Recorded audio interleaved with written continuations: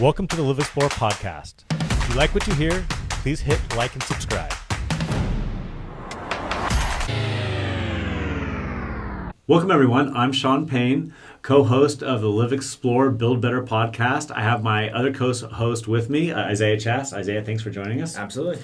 And I have Katie McCamant today with me, the president of CoHousing Solutions. Thank you very much for joining us. Thank you. As I was mentioning before the camera started rolling, this is like a really cool opportunity how this came about. I know that Isaiah reached out to you. You happened to just be coming down in the area for the holidays, and you were kind enough to come on our podcast and talk about what you do that way. So we're really looking forward to it because it seems like you do a lot of cool stuff within housing that way. Well, certainly keeps life interesting. Right. So let's jump into it. What is co-housing in general? Yeah, co-housing is a concept about creating an intentional neighborhood where people actually know each other, and the intent is to collaborate together, to not just be separate boxes next to each other, but actually to create a village in essence, right? And so the key components of it is that co-housing is that you have your own private home, whether that could be a small studio or a 4-bedroom house, but that you have your own private space, and it's more than just a room, right? So you have and extensive common facilities.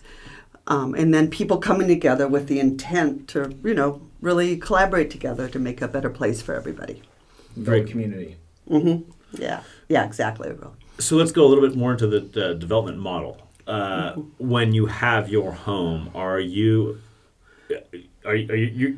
selecting kind of like how you want to live that way and building it out? And then can you explain a little bit about how that process goes about?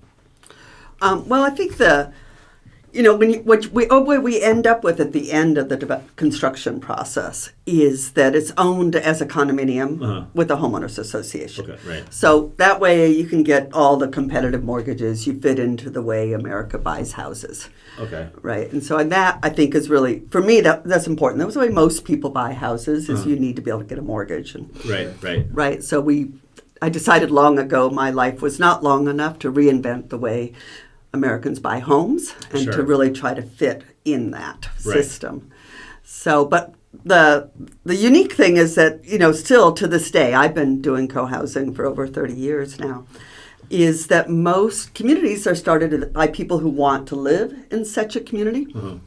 And then, so we're really talking to people about, sorry, there's nothing built in your area. Right. Now you get to become a real estate developer. Right. And that's a big ask for people because really, the large majority of people, they just want the option to be able to buy into a more community-oriented neighborhood. And that's, not generally been available across the country. Though we are growing, there's more communities all the time. So Right. So just to kind of rehash that, so it's really not that much different than someone that's living in a traditional condominium that way in terms of how it's structured. So. No, the actual structure is very much. What's different is we meet monthly.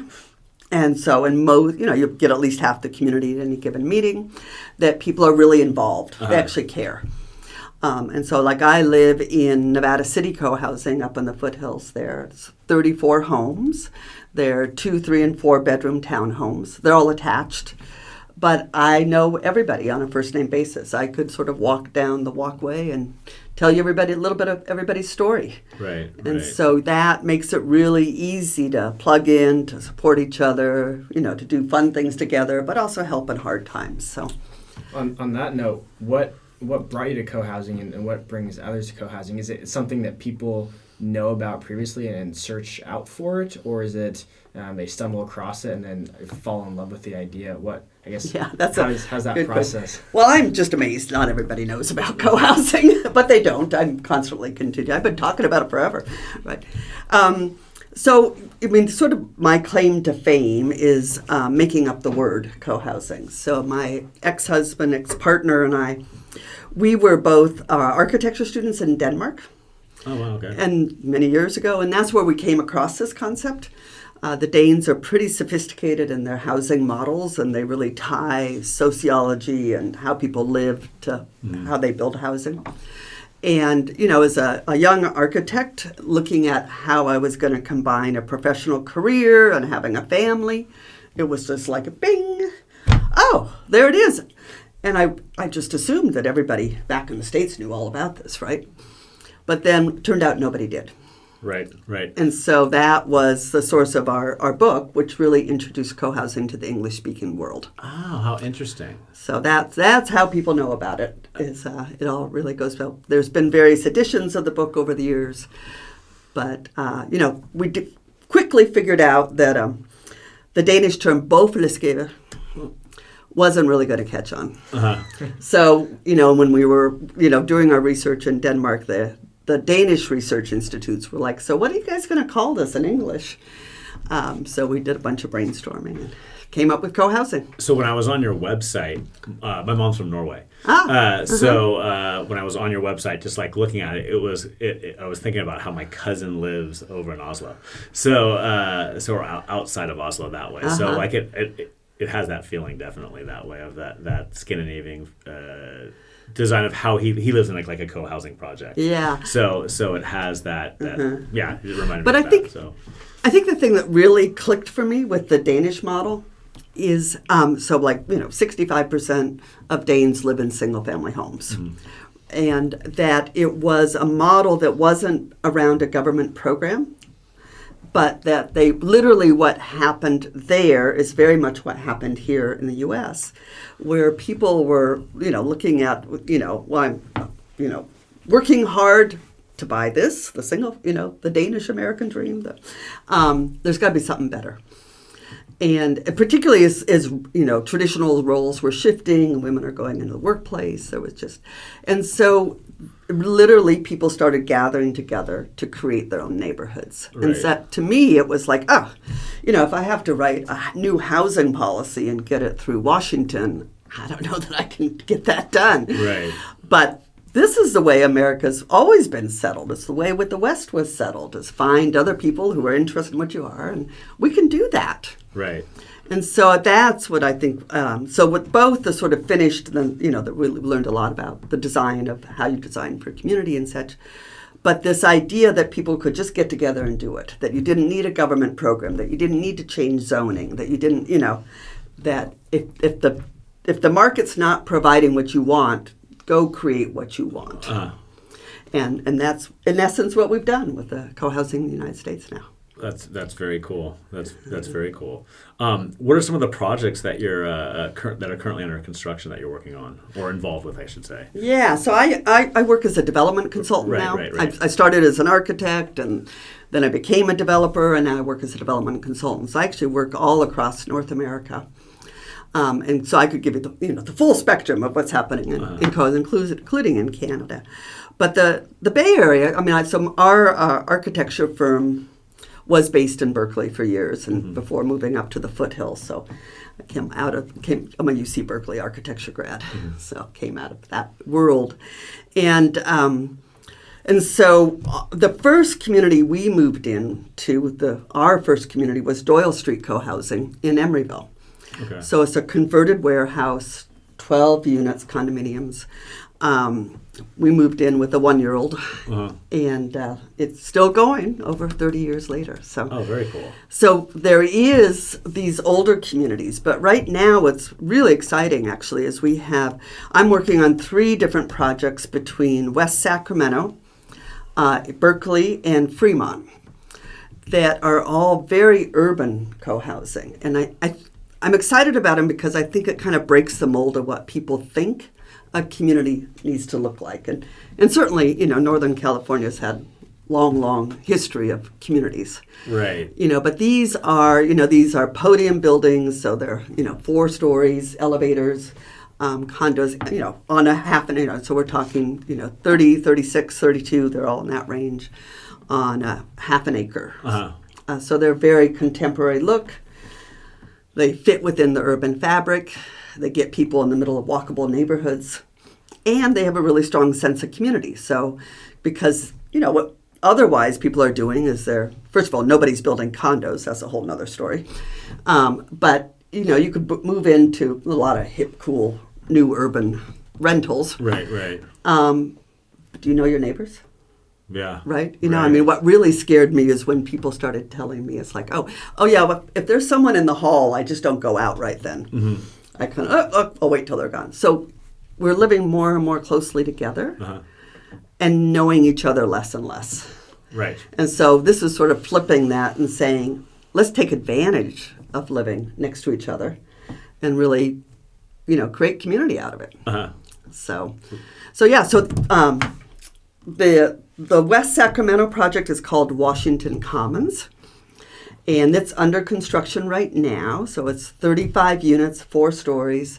It's a block off the river. So it's really an interesting neighborhood where a lot going on and sort of ever-growing pathways along the river. And that whole West Sac is in a whole interesting redevelopment area. Right, yeah, it's really, we went out there for an event. And yeah, I mean, there was just tons of activity, lots of people on bikes and scooters, and it's really changed in the last few years. It's really changed. It's going a cool way. I'm like kind of interesting to see where it goes from here. Oh, and I fell in love with this site the first time I saw it. Right. And we actually bought it from a friendly developer, and it's it's so walkable. You can walk to the Amtrak station and come right into the bay. Right. You've got the downtown Sacramento Farmers Market, the Crocker Museum, all those pathways. So they'll be moving in February. Wow. So that's I work with these communities from before they even have land. Okay. Right, and so I was there when we got a connection to a piece of land and got it tied up, and been through it all the way. So right. Could we jump back to something you said about zoning, where you don't need to change zoning? Can you go into that a little bit? Because in a community that I feel is over-zoned, I'd be concerned about I think there'd be hurdles here to for a project like this. We're redoing our general plan right now in the city of Petaluma, and we're looking at redoing zoning. We should cover potentially eliminating single-family zoning, but as of right now, just tell me, can you go into that a little bit about what you've experienced? And it sounds like it hasn't been an issue for you in that regard. Well, I learned long ago that trying to increase density is a way to really make it hard. So my clients are mostly people who want to live in co-housing, and they're putting up their hard-earned cash to fund the development phase. Okay, right. So, I don't want to drag them through a highly risky situation. Right. And so, but I think, a really good example is actually one of the older communities just up the road from you is Frog Song in Katati. Okay. So that's 20 years old now. And that's one of yours? Mm-hmm. Okay. Yeah, and I was actually the developer. So our firm was the architecture. And so that's just about 2-acre site. I think it's 2.3 acres, something in that. And it is 30 units plus a commercial space right along Old Redwood Highway. And so like many of the communities I work on, we took the existing underlying density and submitted as a planned unit development. Okay. So we don't want to do lots. Mm-hmm. We want to, look at it as a whole. Right. Okay. Right. But, trying to increase density is very difficult and it's not something so I try to avoid that. I see. Okay. So, but like this Washington Commons of West Sacramento, there the zoning was already in place. Sure. Right? So that we could go to 12 stories. Right. That didn't make sense for us. So we went to 4 stories. Right. But the urban projects are, when you get into zoning, I could talk a lot about that. but I think one of the things that's really interesting, so take Frog Song as an example, where you have an underlying zoning that is hitting your density, right? Most developers are going to go in and build the largest units they can.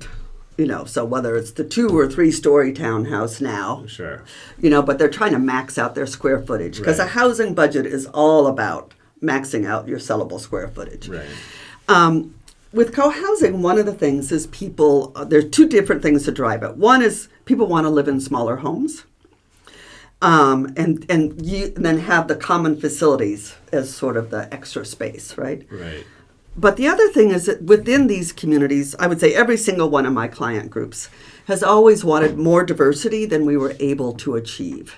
And so one of the key things is having a diversity of unit types, right? So I would say like Frog Song is a small 2-bedroom, 1-bath up to a 4-bedroom townhouse, right? And so, but within the density there, we couldn't increase the number of units. Right, so you're ultimately building less square footage than a developer would in in those situations, but you're limited by a number of units per acre. Right, which is the suburban zoning. So what's really exciting is as we get more urban zoning, is that we can do smaller units and do more units because it's a massing. It's like we need this setback, you've got a height limit, we need, but within that, you can cut it up. So instead of doing a whole bunch of 3-bedroom units, we found in Washington Commons a much stronger interest in 1- and 2-bedroom units. So there are a variety of sizes. So that actually works great because you can do the economics of smaller homes, smaller condos, and still make it work. Whereas the number of units per acre, you're just always fighting because it's like, I run my budget sometimes just to test my budgets. I'll run one that's like, well, what would a regular developer do here? Right. Oh, yeah, well, that works. I see what they would do. But we just don't want to do all big units. We want to do these small ones and make it more affordable to people. So Sure. On the topic of zoning, going slightly another direction, being that co-housing has such a large sense of community, and I would imagine a lot of the residents do things together, do you have a lower parking spot per unit than typical developments? We just talk about parking a lot. Yes, parking. I mean, parking drives everything, really. So, right. Well, so I'm a believer that you got to be real about what people really have. And so very often in that early design phases, the workshops, we do a series of design workshops to get through the schematic design for your planning submittal. And we're working with, it's a smaller version of what will eventually, the group. So it's not going to be 30 families generally at that phase, but, 10 or 12 families that you're talking to. And so we'll do a car count. What are you moving in with? Because I don't want to pretend people don't have cars they really have, right? And so that's really where we're trying. So back to Washington Commons, interestingly, first time now it starts to happen more often, but I almost died and fell on the floor when first conversation with the director of planning, his comment was, just don't over park it. And so for the first time we're seeing in cities, not minimum parking requirements, but maximum parking requirements. That's a great change, right? It's amazing. I mean, my head still spins, right? Right. So we were actually fighting on the other project is co-housing in the Jewish context. So it's at Berkeley Mashav. And there we were actually fighting the city of Berkeley to add more parking spaces in the same space. Right. I mean, I do think, we are, we're not New York or San Francisco. Those might be the places. But if you're going to sell condos at market rate prices, I think in most places you need to provide at least one per unit off-site parking space. Right. I think you can do rentals in a different way, but I think, we're looking at people who, they're plan to live there for a long time. And I think that's what we've heard other developers say recently too, is that's what's needed for market rate that way. Yeah. That totally makes sense. So kind of like talking about parking, can you talk about like some of the challenges you face or some of the things that make projects sometimes not feasible or something of that nature? What are like the main hurdles that you face that way? Parking's being one of them, but can you go into some of the other things that way? So. Well, I think the first hurdle is because developers are not building co-housing, so when I was acting as a developer, I initiated projects and still had the full body of resident involvement in the design process. So I actually think there's a very good model for that, which where developers do the feasibility, tie up the land, know you've got a viable project, and then instead of just going forward and working out how you think people want to live with an architect, is to, and with all due respect, I hang with a lot of developers and architects. Sure. they're a really bad sort of, if you want to say what your life is and how you think other people live, they live different lives.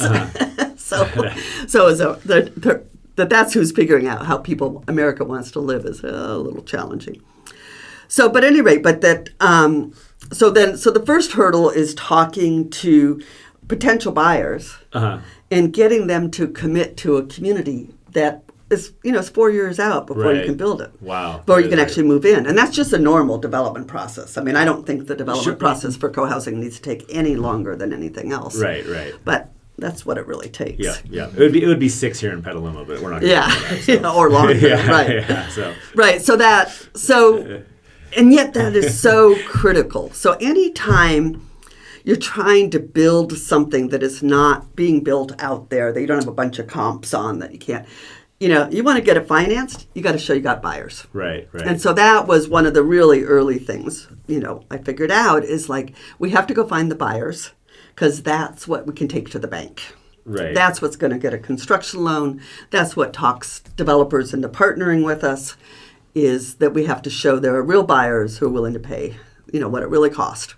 Right. Well, I mean, I think that's such an important question, just to back up a little bit, because I think there's a lot of developers out there that co-housing model doesn't cross their train of thought because they don't think the buyers are out there. But you're able to find buyers and wait out the entire entitlement and build process that way. So obviously, I mean, I'm in real estate, so getting a buyer to hang around for 4 years is like an amazing feat. You should be given an award, right? I couldn't do that. But there's obviously the desire to have these type of projects that people are willing to wait 4 years to build them out. And I want developers to hear that, because I don't think this model even crosses their mind, where it's it's just you learn the single family home model.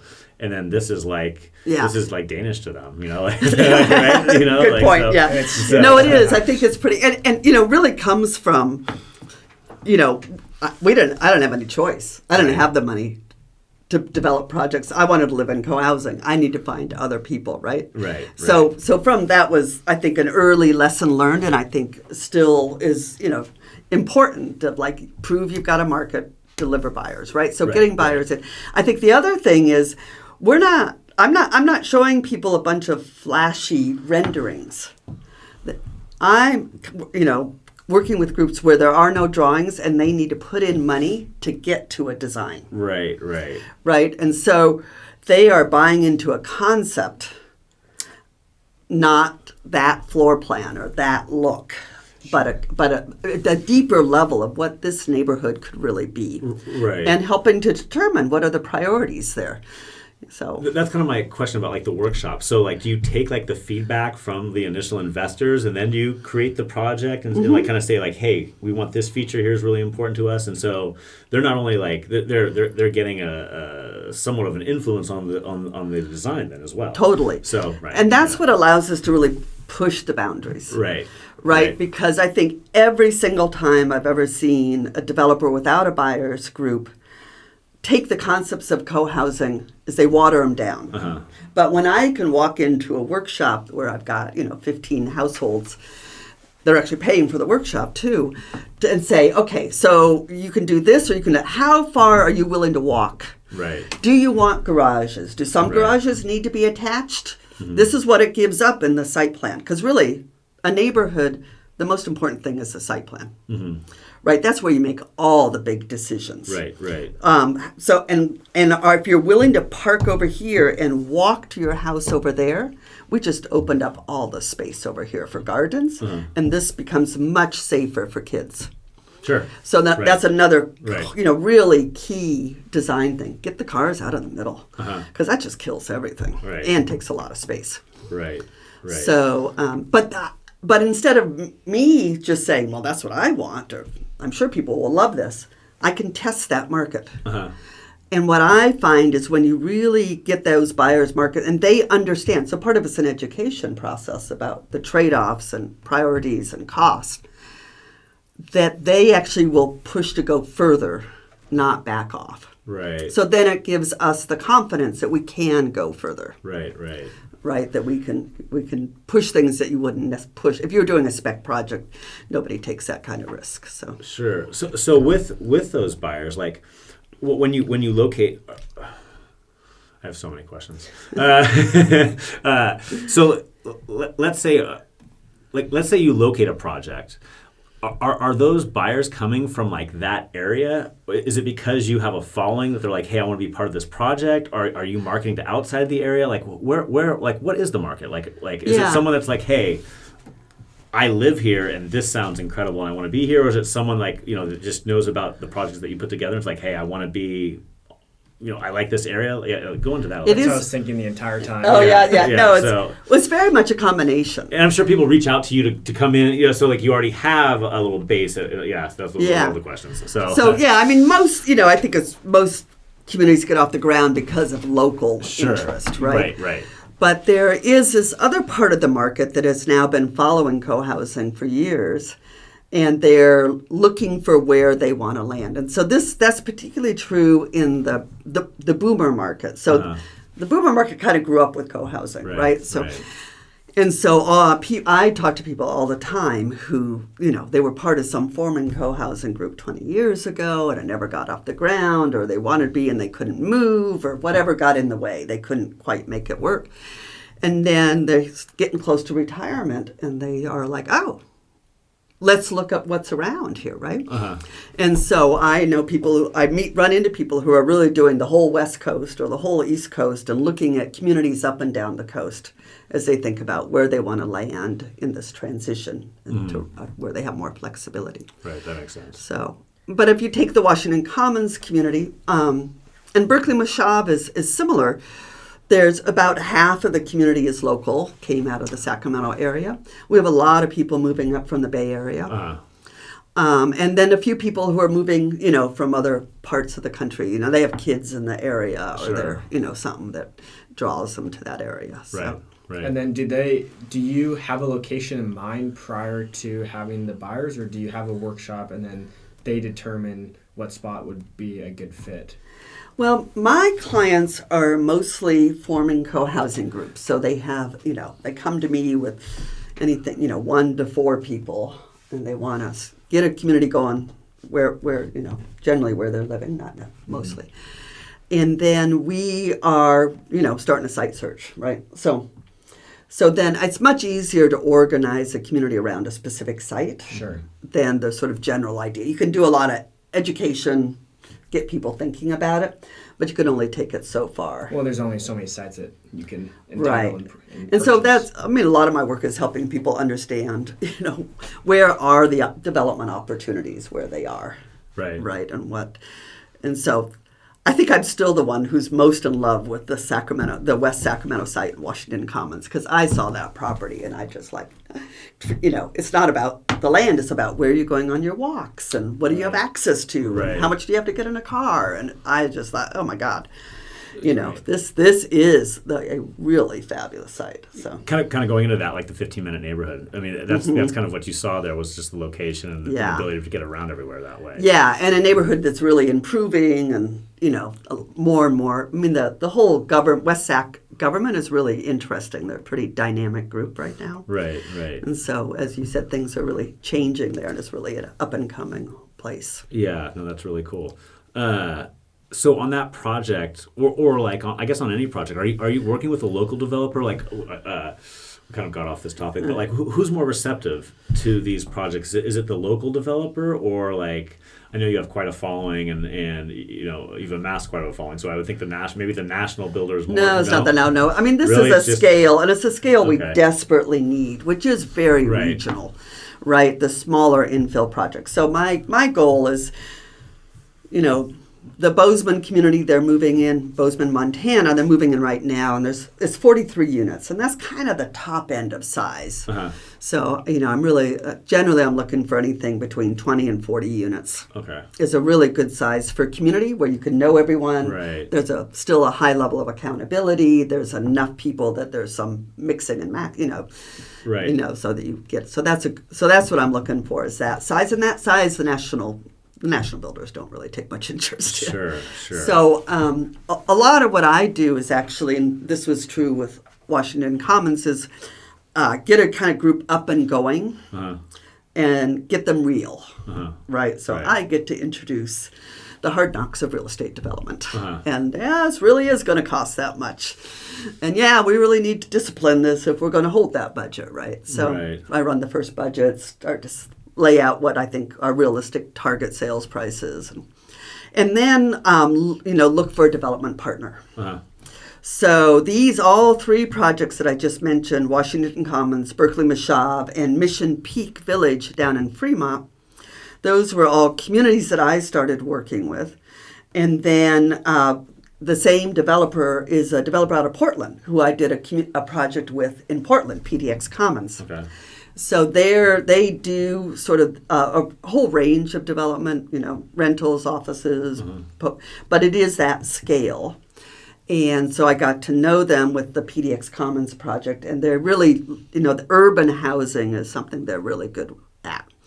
And so they are the development partner for all three of those projects. But that's unusual, actually, because we don't have enough developers to do that, right? And so a lot of times, I have other communities, finished one up north of Seattle in Anacortes and one in Bozeman, where, I go out and find a developer to partner with the group and help secure financing and oversee construction. Right. And so in those, they're not a co-housing specialist. Hopefully they know multifamily housing. That's what I'm looking for. I'm looking for good, solid, local, regional multifamily housing partners that see the opportunity. Because I think that the interesting thing about the development model is it's really a risk mitigation model, right? And so the community is putting in a significant amount of the money, the cash. And the developer is bringing ties and the ability to guarantee a construction loan and to really manage construction. But going back to where we started with the group and them hanging in for 4 years, they're already a community. They haven't moved in yet. Right. They know each other. They're showing up for each other. And so just, going back, the Bozeman project, it's been awful. Construction's been awful through the pandemic. Right. Just biggest price increases I had ever seen on well-managed projects. Yeah, I was going to wonder, have you had any projects that are no longer feasible because of construction and building costs? It's been really challenging. And most of our communities actually got through that. But then then interest rates doubles. Right. Right, and so particularly for, you have some people who are just hanging on the edge. They made it through price increases. Right. And then we've lost a few more. But really, the large majority. So here, this Bozeman they're literally moving in as we speak. And so they hung in there through the price increases, working with the local developer builder. And we have lost a few people this last year with the interest rates. Right. But the large majority of the group is totally there. And when they move in, they already know their neighbors. That's pretty cool. That's right. Cool. So let's go. They've hung in through the perfect storm. Pretty much. Not just one or two bumps, but it's been very uncomfortable. It's been tough. Yeah. So I think that's where, there's a real upside for a developer is, you've got a sticky product, right? Where people, it's not just about the floor plan or the finishes. Right. But, I want to live next door to Scott and his kids. Oh, that's because cool. my kids know his kids now. Right. And that's where the real juice is and the real value is, which means that you can work through, value engineering is never fun. But you can work through it with a group of buyers where their goal is bigger than that countertop. Right. And if we need to give up, that countertop in order to keep, Fred and Jane in, then we can give that up. Oh, that's really cool. So that's really cool. What's your experience been with developers, I guess, feedback-wise, post development? I'd imagine that if a developer hasn't had experience with this type of model, it's something scary because they probably have proven strategy that they are able to profit on, and jumping into something new that they haven't done before could be scary. Yeah, they should not do it without me. Sure. Well, which is kind of how I see my role now. Mm-hmm. It's because I think there's a lot of false assumptions. Sure. People go down. It's like, why would you do it that way? So I think but I think one of the really exciting things, I've been doing this for 35 years now, right? And so we have a lot of really good best lessons learned and systems. Mm-hmm. So I have an entire computer full of, oh yes, your options and upgrade system. Here's how we do that. Right. Here's how we go. And I think a lot of that is talking to the group about here's what you need to understand, because you got smart people who just don't understand real estate development, so they need to understand what drives the budget, right? Things like that. But then once if you can explain that, so I think we have systems now, right? Sure. I guess my question on that was more: were there any developers that were weary to be involved with?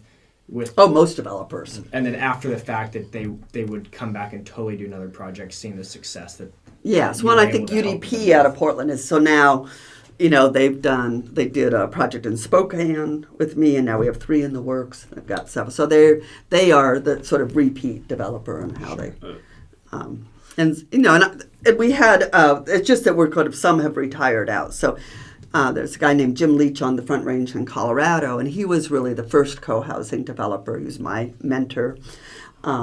And literally pretty much every community in Colorado, Jim was involved in it and initiated many of them. Wow. So you have a really unique perspective, because you're pushing a unique model in multiple states. So in terms of what pushback And Canada. In Canada, wow. So let's throw them into the mix. What pushback have you received from different communities? Did Bozeman, Montana give you, all of a sudden you have someone from California coming in with a co-housing concept? Were people scratching their heads? Did you have the NIMBYs there that just talk about those experiences a little bit? I'm kind of curious. I'm not to badmouth any right. neighbors or anything, but each community has their own unique challenges that way. Right. And I'm more curious, compared, what are other states compared to California that way, I guess? Oh, well, I have, I earned my chops in California. Right. I thought that's how, it is so much easier anywhere else. Is it really? Right. It really is. It really is. What I think of as a totally normal planning approval process to get to an approved tentative map and design review in California, other states are like, oh my God, they just want to see the site plan and your storm drainage. Right. I know here we have CEQA. Yeah. They have some version, the Oregon, they all have some version of environmental, but California, sure. The idea, and it's totally typical in California, to get a project approved, I have to show the paint colors and the detailing around the windows. And I don't even know if I have a project yet. Right. Really, can you approve it and just tell me if you can live with this parking and this massing? And then we could work out those details, right? So the amount of money that you need to invest to get to a planning approval, California beats everybody. Right. Well, except New York. Stay out of New York State. Okay. Yeah, we won't just go don't even try New York State. I think that's important for people to understand, though, because that's part of the reason why the costs are higher on the purchase, because all of those have to be absorbed by whoever is developing the property. Yeah, and when you think about it, from a small regional builder or a co-housing group, the risk to get to, we have the political approvals to move forward. Right. Yes. Right. I tell groups, you're probably $300,000 in at that point. Right. If you're lucky. So. Yeah, I would think that you. So, you definitely were part of. I know you don't like to talk about higher density, but it seems like you're part of that movement. Well, yes and no. So I work at all levels, all densities, right? Sure. I've always been. I love being in the heart of things, and I love walkability. To me is really important. So we probably found one of the only sort of properties at the edge of Nevada City. Nevada City's all of 3,000 people.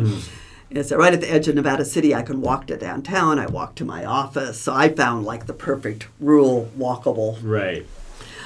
property there. So that's personally just in my life. Sure. The more I can walk, the better. So Right. No, But- I agree with you. But it but just, at all densities. So let me just, because this might be a really interesting concept that should be done in Sonoma County here, is I'm working on a project right now called Rooted Northwest, which is north of Seattle. That was initiated by a group that their underlying goal was to save farmland. And so they bought a 240-acre dairy farm. And the underlying density was 5-acre lots. So it works out, you could build 70 units there, which is what most developers is a fast-growing areas. They would have just done large lot subdivision. Right.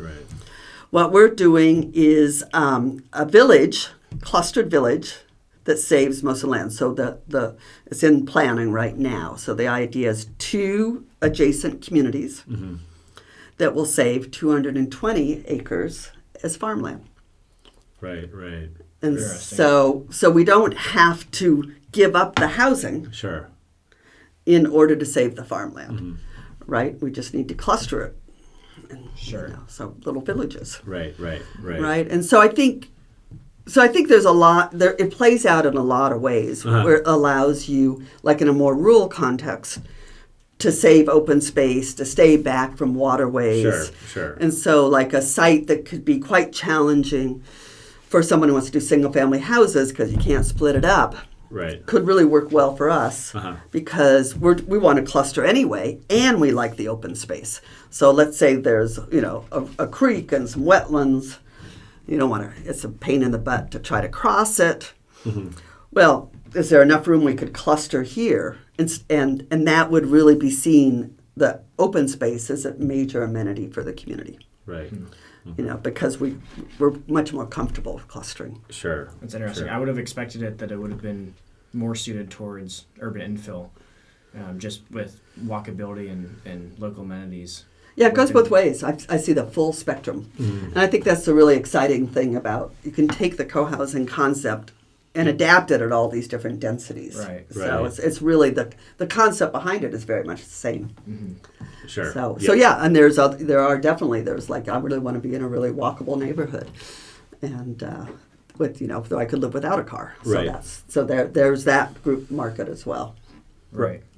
Yeah, getting into that, just sustainability and how you address climate change. I mean, once you get, even if you're out a ways, once you get there, you don't have the as big a need for cars and things like that, so you can get around. Yeah, no, I see. So, I think people are you spend a lot less time driving. So just as an example, because I think as people have a hard time imagining. So if you live in co-housing and you need an egg.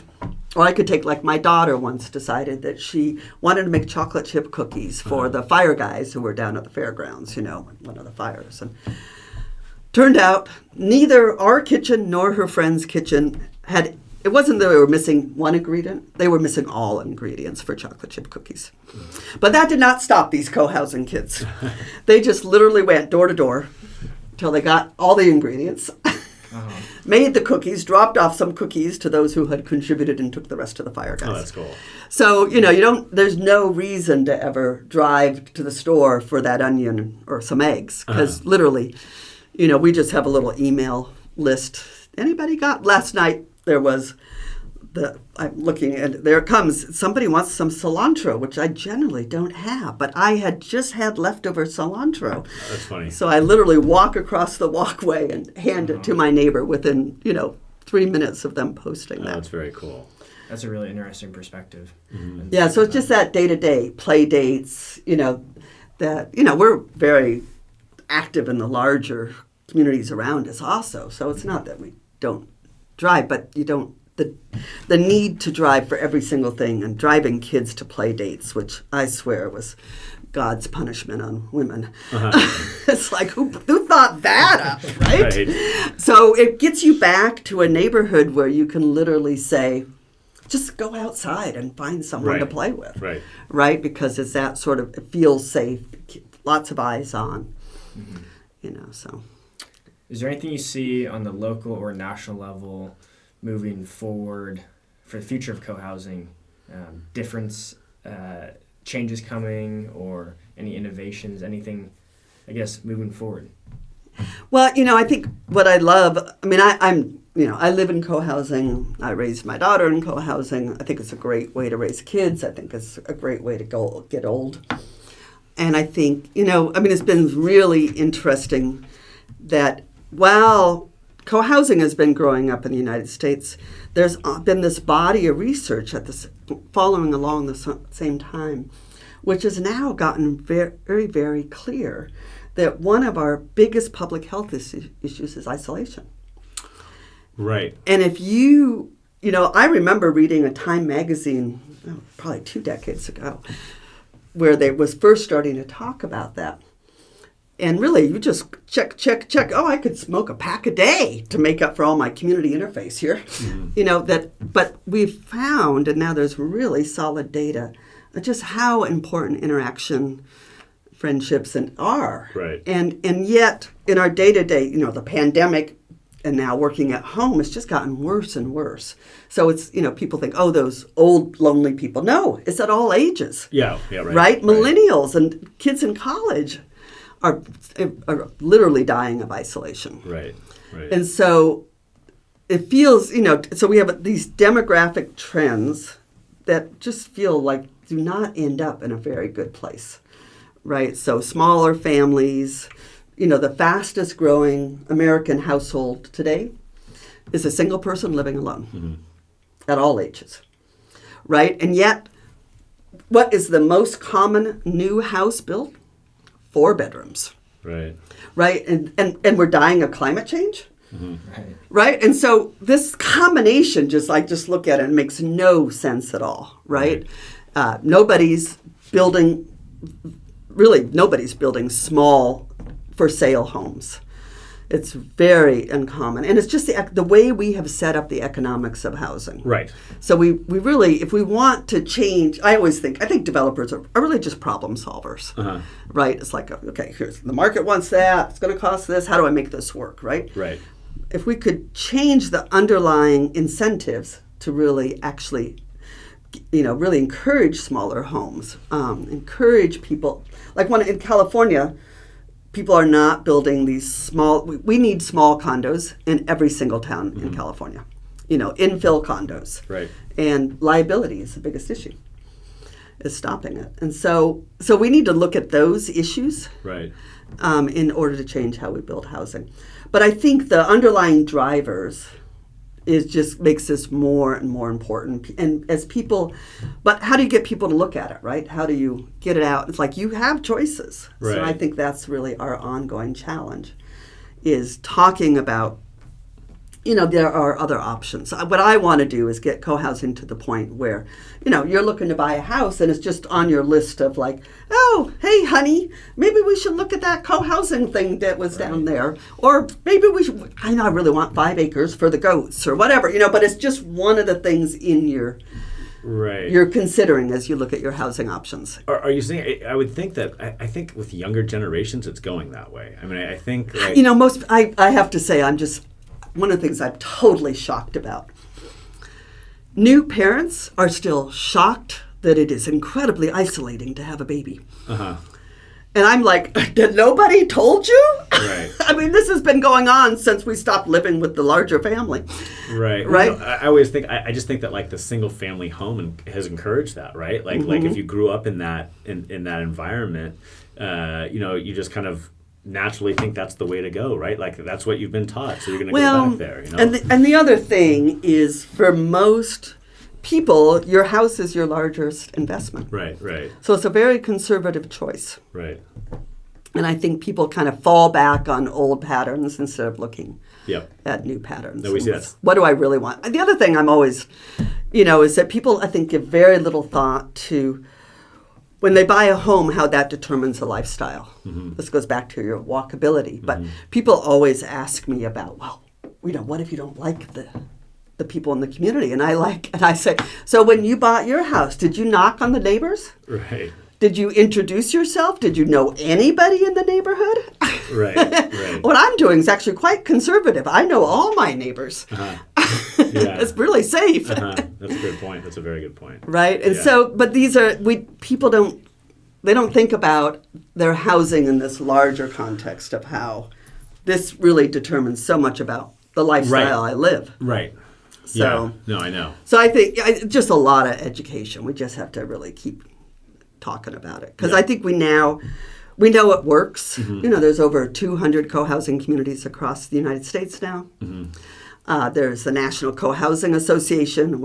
If anybody wants to know where are their communities, you go to cohousing.org. And there's a great directory of both existing and forming communities. So, and through the National Association, there's a lot of sharing and information. There's a conference in Denver next August. So there's a lot. It's a growing movement. It's a growing movement, but getting to be on people's radar is a choice. Is always right. Is continue the challenge. Kind of on that note, can you tell us about the 500 Communities program?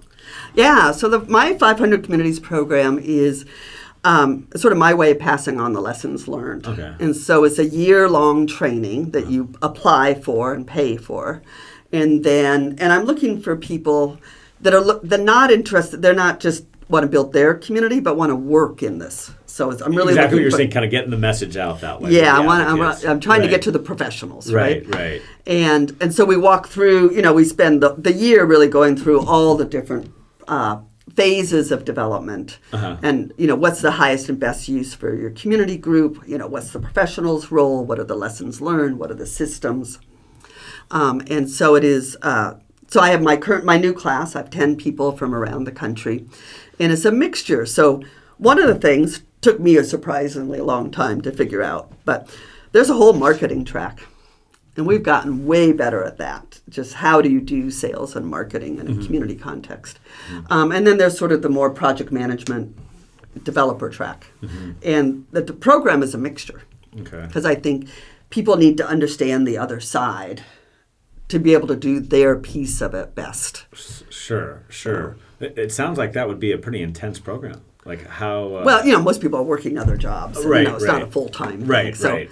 But it is, what I'm really trying to do is, turns out, I'm really quite fascinated by business models. I didn't mean intense in a bad way. I mean like pretty thorough that way. Yeah. Right. I could talk about this stuff forever. So. Sure. But can they actually put together a business plan of how they're going to work in this realm, and how do you actually get paid for it? That sort of thing. Right. So if you're not a developer, if you're a developer, that's a clearer track. If you're right. So. Sure, certainly. Is there anything else that we haven't touched on regarding co-housing, that like the message that you'd like to get out there, or anything of that nature?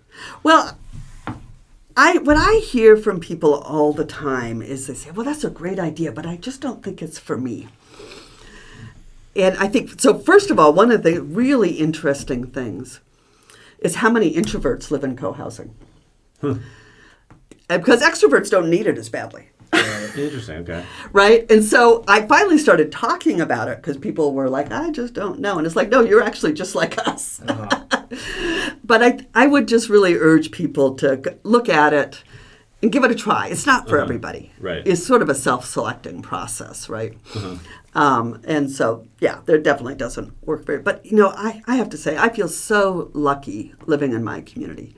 I have such fabulous neighbors, and they bring so many different things. Like my immediate next door neighbor is a native plant specialist.